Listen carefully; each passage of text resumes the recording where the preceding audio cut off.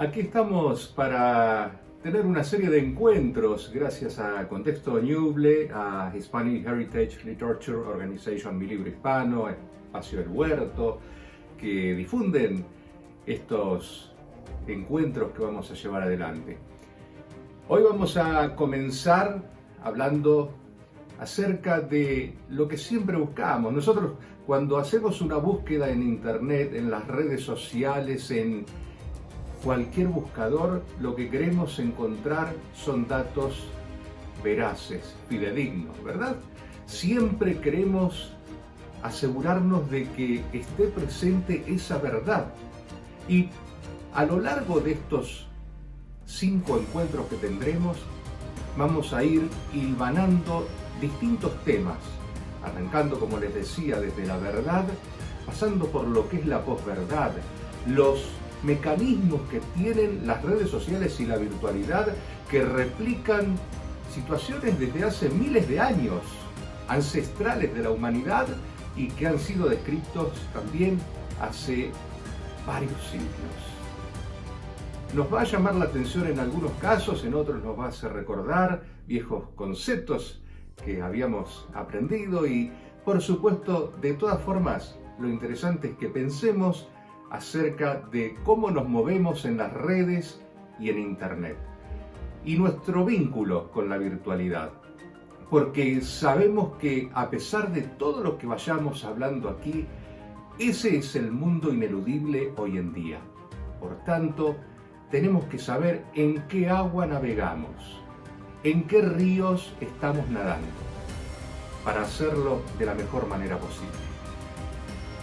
Cuando hablamos de la verdad, cuando queremos encontrar esa verdad, que alguien nos diga la verdad, que los hechos sean una realidad,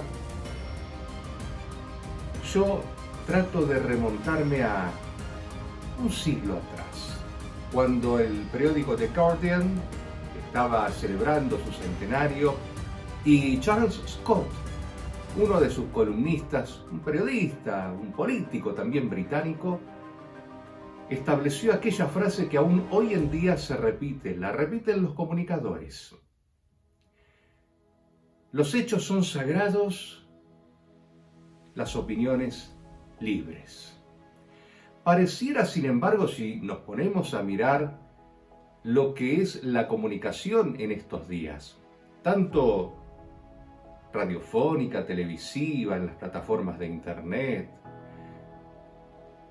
pareciera que esto se hubiese trastocado diametralmente y que ya no fueran sagrados los hechos, sino las opiniones. Porque hoy en día nos ocupa mucho más quién dice algo y muchas veces se sigue férreamente lo que ese comunicador está diciendo, o ese influencer hoy en día, o el youtuber, o quien fuere. Y no importa la realidad de los hechos, sino la opinión de esa persona a la que adherimos. Por eso nos remontamos para hablar de la verdad a 2400 años atrás, donde había una diferencia, una disputa casi filosófica entre la verdad interpretada por Platón y la interpretada por Aristóteles. Tal vez lo que mejor represente esta diferencia sea el cuadro de Rafael que nos lleva a la escuela de Atenas, y allí nos vamos a encontrar con Platón señalando hacia arriba y Aristóteles hacia abajo. Esto tiene toda una implicancia, porque Platón sostenía que la verdad tenemos que buscarla en aquel mundo de las ideas, en aquello que es trascendente, en aquello que es casi inasequible para nosotros. Y lo voy a ejemplificar. Nosotros podemos conocer partes de la verdad, podemos percibir. Esto quiere decir que hay una verdad externa que lo abarca todo, mucho más comprendedora de estas parcialidades. Así, por ejemplo, nosotros sabemos que tenemos ADN. Pero no podemos verlo a simple vista. Usted no puede ver mi ADN, yo no puedo ver el ADN de otra persona. Tal vez sí puedo distinguir algunos rasgos físicos que son a causa de ese genoma. Pero no puedo ver y sé que tiene un ADN determinado. Ese ADN que a lo mejor nos identifica esencialmente con la humanidad. Ese ADN que nos diferencia de otras especies si buscamos científicamente encontrar la distinción entre el hombre y el resto. Aquí tenemos entonces un ejemplo, pero por supuesto que la verdad depende, ¿por qué del mundo de las ideas según Platón? Porque si yo digo, por ejemplo, la mesa, incluso la mesa que puedo tener cercana, tengo una idea de mesa en mente. Si yo les digo a ustedes, descríbanme una mesa, y lo van a hacer, algunos van a decir es ovalada, otros cuadrada, otros rectangular, de madera, de plástico. Me van a dar 20.000 formas distintas. Pero la idea de mesa, cada uno tiene una idea de mesa, y mesa en sí mismo entonces es un pensamiento previo a cualquier concreción.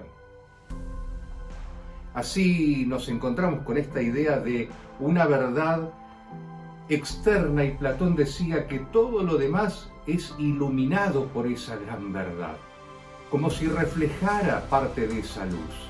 Es como si dijéramos la luna, supongamos que no existiera el sol que la alumbrase, tendríamos ahí un gran astro oscuro, algo que no sabríamos de qué se trata hasta poder realizar algún avistaje por otro medio.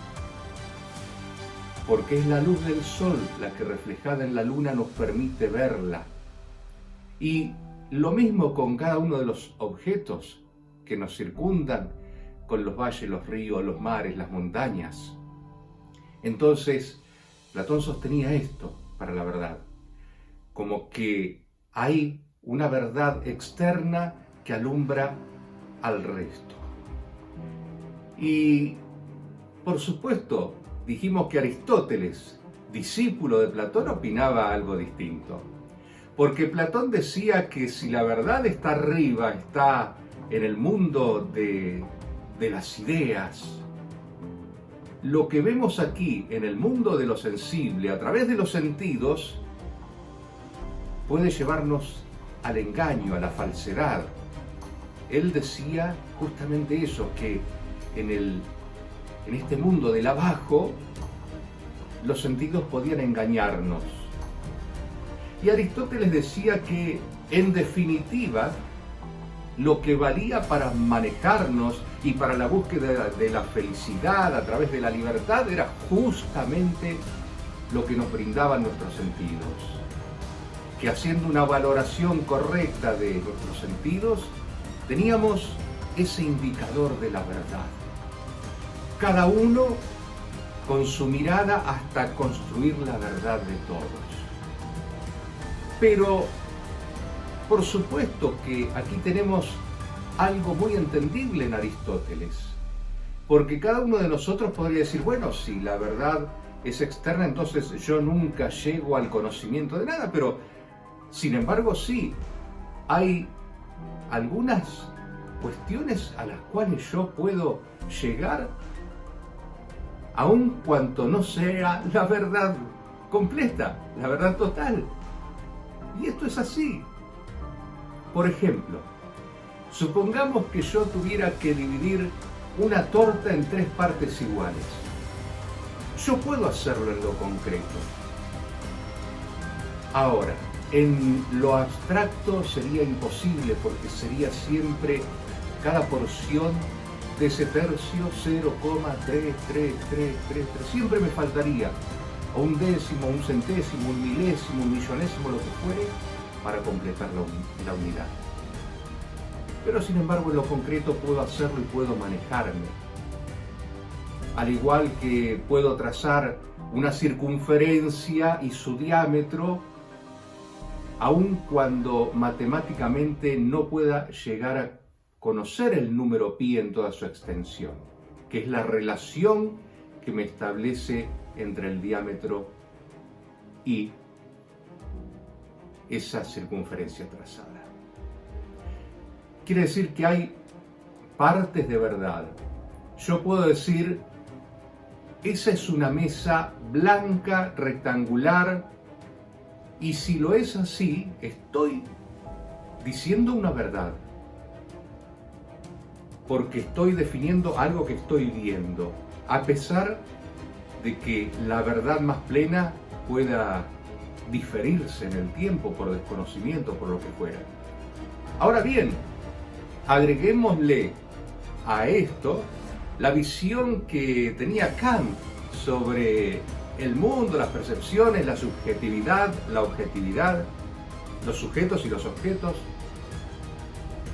y apropiémonos de una imagen de Kant, la de que cada persona nace como si fuera con unos anteojos de colores, unos azules, otros rosa, otros verde. Entonces cada uno vería el mundo de acuerdo a esos anteojos con los cuales nació, de ese color. Con lo cual ya nuestra mesa blanca no estaríamos tan seguras de que fuera blanca. Vale decir que Kant nos agrega aquí la cuestión relativa o inherente a nuestros sentidos, aquellas cosas que nuestros sentidos nos permiten interpretar del mundo externo, como ese canal, ese vínculo con nuestro interior que busca esa verdad. Pues bien, a partir de esto, de toda esta conjunción, podríamos decir que cada uno puede aportar su visión, su óptica, su perspectiva de algún hecho. Y aunque no pueda aportar todas, la suya para su ser, para su esencia, para sí mismo, puede constituir una verdad. El problema tal vez es cuando a sabiendas o por desconocimiento malinterpretamos un hecho y lo convertimos de verdad en mentira o en media verdad. Les voy a proponer algo. Veamos esta imagen. Una imagen de un círculo rojo con algo más oscuro en el centro. Y vamos a ver ahora otra imagen. Ahora tenemos un círculo azul más oscuro en el centro. Volvamos aquí un segundo.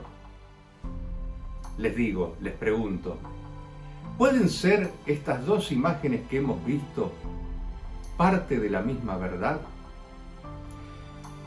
Ustedes a lo mejor conocen este ejercicio mental y me darán una respuesta, o no lo conocerán y me podrán dar otra.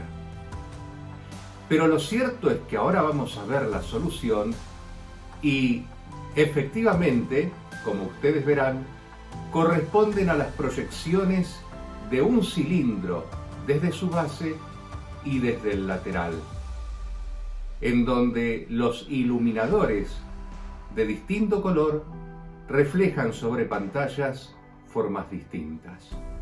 Quien esté ubicado en el lugar de cada una de esas pantallas verá por tanto una realidad distinta del objeto que estamos iluminando. Bien, hecha esta experiencia, podemos entender por qué a veces la virtualidad puede engañarnos. Porque depende de cómo estemos parados frente a una imagen que vemos a través de una pantalla, será nuestra interpretación del hecho. Yo suelo contar siempre en las conferencias un ejemplo que me aconteció a mí en Buenos Aires, hace muchos años, caminando por la calle Florida, en el centro porteño. En ese tiempo, a pocos metros de esa calle peatonal funcionaba la legislatura de la ciudad de Buenos Aires. Cuando yo pasé vi un grupo de gente allí y pensé francamente que era gente que estaba haciendo fila para ingresar.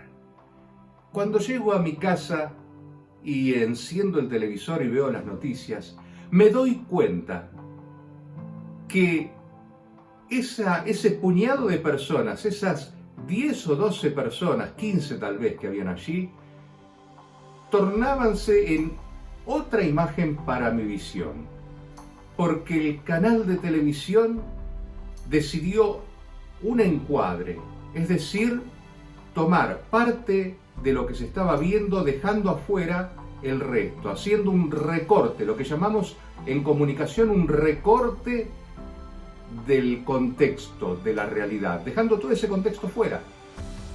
Entonces, todas esas personas, 12 o 15, abarcaban todo el campo visual de la cámara. Más un movimiento subiendo y bajando la cámara hacía aparecer esta imagen como que fuera una gran multitud. Este simple hecho me basta para referirme a cómo se puede manejar desde un simple recorte, ni que hablar agregando, sacando, modificando colores. Lo sabemos a través del Photoshop. Todos hemos escuchado hablar del Photoshop. Esto que hace muchísimos años antes de que la era digital tuviera lugar, se utilizaba, por ejemplo, los periódicos, para hacer más alarmantes las imágenes de una guerra en primera plana, le daban un tinte amarillo al gris para que psicológicamente nosotros interpretemos como algo más destructivo de lo que era uno.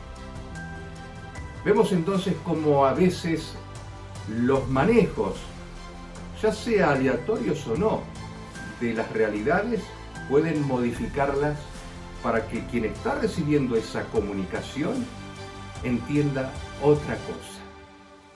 Y así entonces podemos devenir en este primer encuentro, en esta primera charla, que tras la verdad, muchas veces difícil de certezas, tenemos un largo camino que recorrer tras esa verdad, para ir y buscar y saber cómo encontrarla.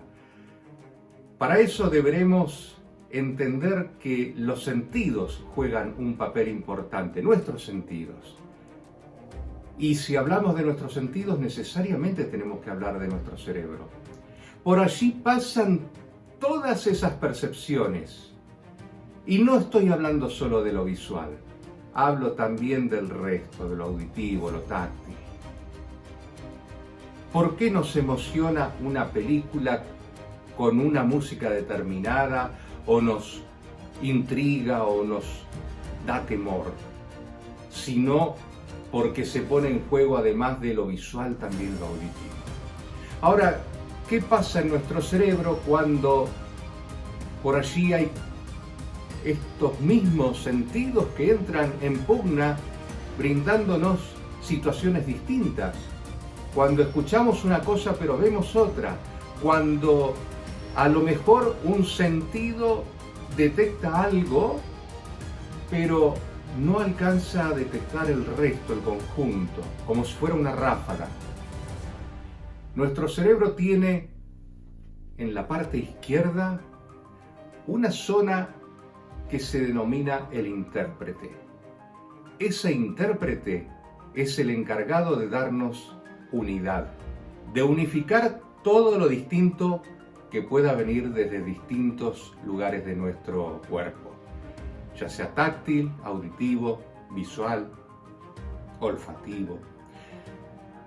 Entonces, por esa parte se rellenan esos huecos que faltan. Si nosotros viéramos un cuadro a través de una retícula, esa parte, el intérprete, se encargaría de rellenarlo.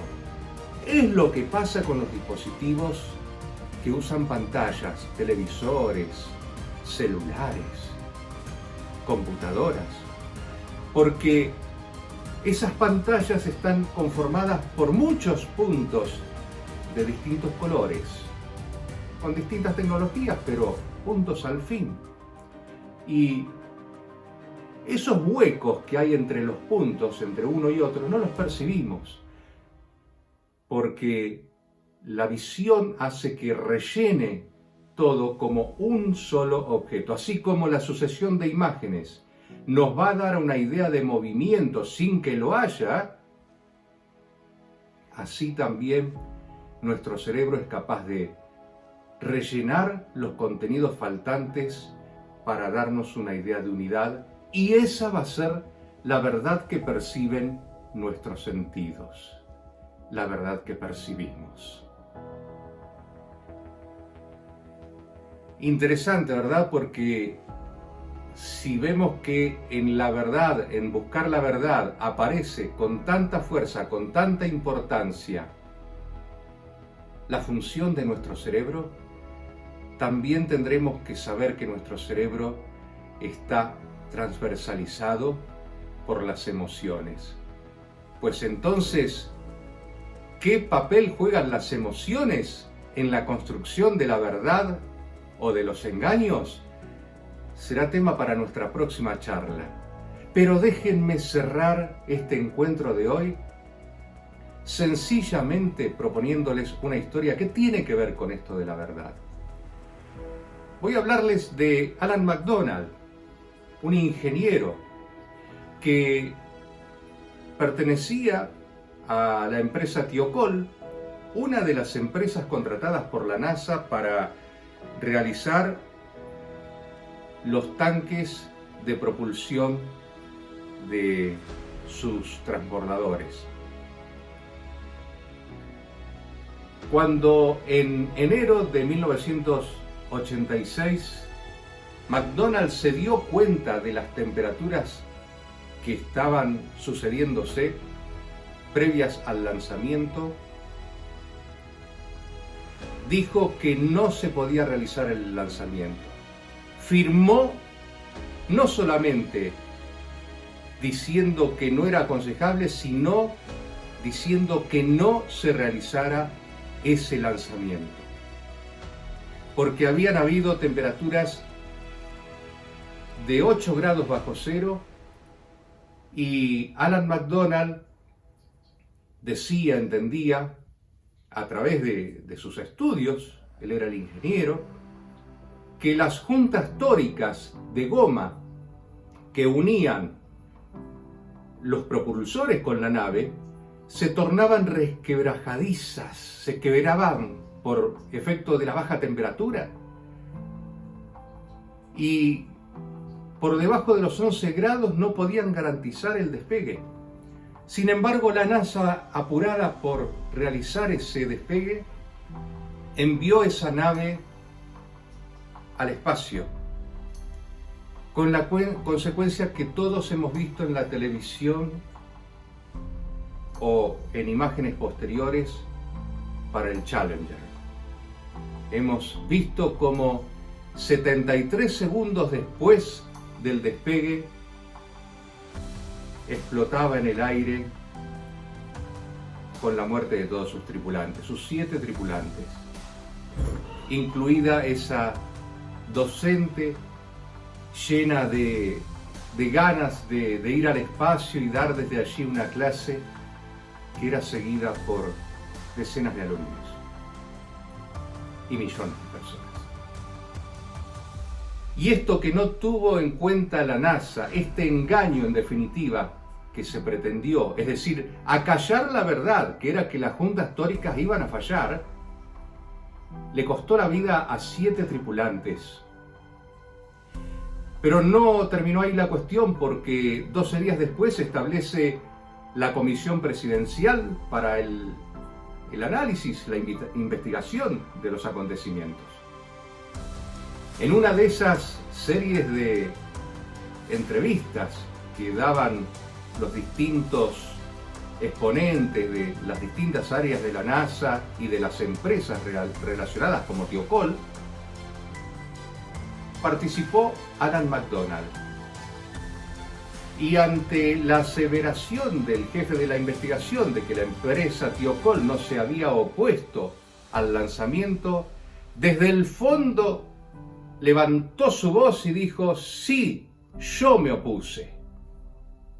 Lo invitaron a pasar adelante, explicó cómo era la cuestión de las juntas tóricas y cómo él había firmado un documento desaconsejando el lanzamiento, y aún así la NASA, apurada vaya a saber por qué motivos, desoyó eso.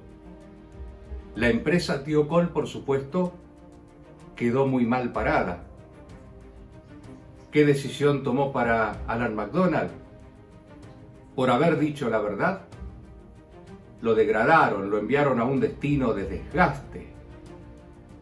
Hasta que años más tarde el Parlamento de los Estados Unidos reconoce todo esto que había pasado con McDonald y no solamente prohíbe a Thiokol que tomara nuevos contactos con la NASA, sino que además esto lleva a McDonald a la vicepresidencia de la empresa.